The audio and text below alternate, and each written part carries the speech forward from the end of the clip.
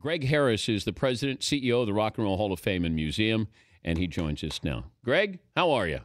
Dan, I'm fantastic, and I have to start by saying 6 feet tall, 170 pounds, soaking wet. Well, help me here. Do we need to change the name, Rock and Roll Hall of Fame and Museum? I think we've got a lot of years into this name, and it means a lot to a lot of people. I think what you're asking is a question of, is the term rock and roll relevant? What's interesting is rock and roll was never just, four skinny guys with long hair and guitars. Rock and roll has always been a broad umbrella. Think about the 50s. You've got doo-wop harmony coexisting with crazy rockabilly, coexisting with soul stuff, and it's called rock and roll. Think of the 60s where you've got Simon and Garfunkel under the same umbrella as Jimi Hendrix, that's under the same umbrella as the Beach Boys, and so on and so on. So rock and roll has never been just that one thing. I think the term rock and roll fits for now. I'm always a little concerned. My daughter is 16 years old. If you ask her, she says she's a music fan because it's so fragmented. She likes all different genres and all different styles. But Willie Nelson's not in the Rock and Roll Hall of Fame. How does the Rock and Roll Hall of Fame or the voters, explain that? Yeah, Willie's a great one to mention, quite frankly, because it's not about necessarily the specific genre. Rock and roll, the people that we look at, it's about attitude and have they rock and roll is a bit of swagger, it's a bit of attitude, and it's one of the ways that different genres fit under that umbrella. And Willie definitely, for what he's done with outlaw country and where he's taken it, I think he's got a good claim. You could say the same about a lot of other people, and that's why the people in the museum are diverse. People like Johnny Cash are in the Rock and Roll Hall of Fame. Hank Williams is in as an early influence, and it carries through.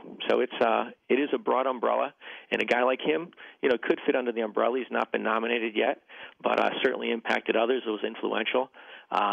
People talk frequently about Graham Parsons being influential in bridging the gap with country and rock and roll, and some of the stuff with the Flying Burrito Brothers and the Byrds and other great stuff. What about NWA? In the same way. What they did in hip-hop really pushed it. They've been great contributors, and quite frankly, it's why they've been nominated and made the ballot each year, and they just have not gone over the top with election. But I guess I'm trying to understand those who are voting for this, if they value country, or if that title, Rock and Roll Hall of Fame and Museum, is sort of blocking a little bit where Dolly Parton's not in. NWA's not in. To me, these are no-brainers. Now, I know you can't put in everybody, but there are certain ones where you say, I'm surprised they're not in. And those were a couple. And Barry White's not in. That's okay. As a music fan. Dan, to answer that, you're right. And right now, you look at it, Stevie Ray Vaughan's going in this year. Mm-hmm. He's one of those guys that you hear his name, you think he's got to be in already. There's a lot of worthy candidates out there. To understand the process, it might be helpful to know that there's a ballot that's created by a group of experts. There's musicians, there's writers, there's critics on a committee. They create the ballot. The ballot then goes out to the voting body, which is about 700 people, and the largest block of voters in the voting body are all the other living inductees. So Aretha Franklin has a vote. Bruce Springsteen has a vote. You go down the line, Mick Jagger votes, Bono votes. How many can you vote for with that vote? With that vote, you vote for 5. Okay. And then the top 5 vote getters in the whole thing are the ones that are top 5 or 6, if it's close, are the ones that are then announced and inducted into the museum. And what's interesting with it is, unlike baseball, which I'm very fond of and was lucky enough to be up in Cooperstown for 14 years at the Baseball Hall of Fame, unlike baseball, football, and the other sports, there's no real metrics.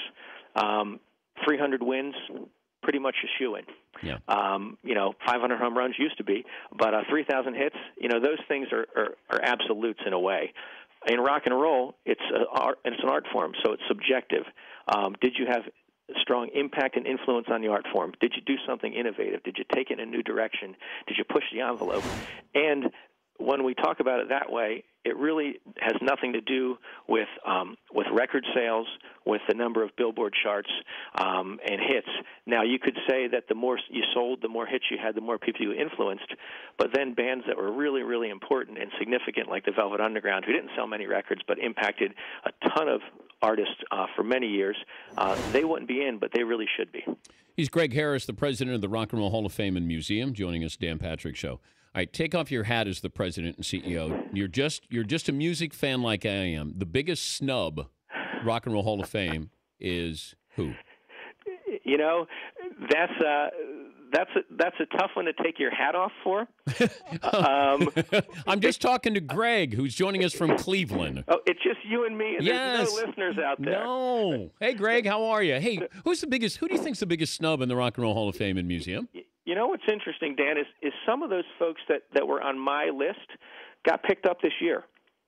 I'm a great fan of blues, great fan of Stevie Ray, great fan of the Butterfield Blues Band, and they got picked up this year, which was really terrific. I thought it was too early for Green Day. You know, it's a little bit like Cooperstown if you're elected on your first ballot. You know, there's that sense of, are they a first ballot inductee, are they a second ballot, are they a third ballot? For us, you know, last year Nirvana was that band. You know, first time they're on the ballot and bam, they're in. Yeah, but I agree with that wholeheartedly. So this year, you know, that's what happened with. Do you think Green Day is a first ballot Hall of Famer?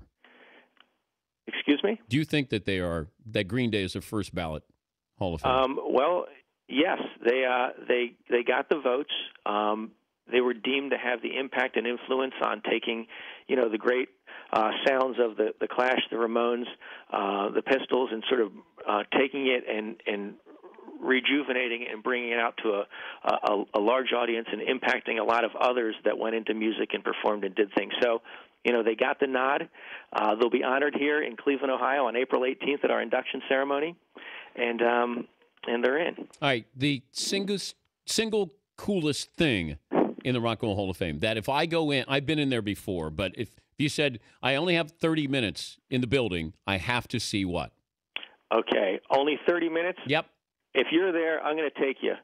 We're gonna run down to the blues section where you have our Gehrig, our Cobb, our Ruth is, you know, Muddy Waters, Howlin' Wolf, Elmore James, John Lee Hooker. We're gonna look at their instruments. We're gonna see the guitar that Elmore James used for "Sky Is Crying." Then we're going to zip by the other early influences, zip past Elvis, and go to our case that has the golden era of rock and roll in the 1950s. It's got Buddy Holly, Little Richard, Fats Domino, and dead center, there's something from Doc Pomus, the great songwriter who wrote "This Magic Moment," "Viva Las Vegas." It is a beautiful wedding invitation that Doc had. As he sat at his own wedding, watched his new bride dance with her best man, dance with her father, dance with her brother. He wrote "Darling, Save the Last Dance for Me" on that invitation. It's a song we all know. That's the start of it, that Genesis piece. And then I think we'll skip down the hall and we'll go to the case that has punk rock from the 70s and look at some stuff from Joe Strummer. I'm a great Clash fan, and I think you may be too, and we take a look at some of that stuff. Elvis has his motorcycle there. You have Jerry Garcia stuff. When I was there, I remember that. Bruce Springsteen stuff. I remember seeing the Lennon exhibit that Yoko donated John's glasses the night he was killed. That was powerful stuff. Oh, wow, yes, because there's still blood-stained glasses that were in the case there. Yeah, right now what we have on exhibit is a lot of great Beatles things, but it's Yoko. It's John Lennon's guitar that Yoko owns and has loaned to us that he used to record the song "Give Peace a Chance" at the Bed-Ins in Montreal, in Toronto. Cool. And it's an iconic guitar. You've seen it. It's a big acoustic guitar with a hand drawing that John did of he and Yoko on the guitar. Beautiful, powerful piece. And there's some other great stuff from the Stones right there. Since this is a sports show and we're talking rock and roll, anybody that's coming to Cleveland to come catch our Cavaliers or to catch our Browns or to catch our Cleveland Indians, make sure you visit the museum too. It's a terrific spot. We'd love to have you, and it's a spot that tells the story of American history in a way that connects us all and inspires us all. All right, final 30 seconds. If I call the Rock and Roll Hall of Fame and I'm put on hold, what music am I hearing? You're you're hearing a number of different inductees, and I'm not sure on any given day, but the catalog is deep, and you're hearing performances, I believe, from our induction ceremonies. So it could be, anything from Schools Out to Johnny Be Good. Can you put me on hold right now, Greg? You might also hear the Beastie Boys. Greg, you can't put me on hold. Put me on hold. Put me on hold. Dan, if I press a button here, I think I'm going to lose you. That's okay. Try it. That's it? Try it. All right. Well, hey, thanks for the time. Thank you, Greg. And I'll see you somewhere down the line. Please visit us. All right. Greg Harris, President and CEO of the Rock and Roll Hall of Fame and Museum.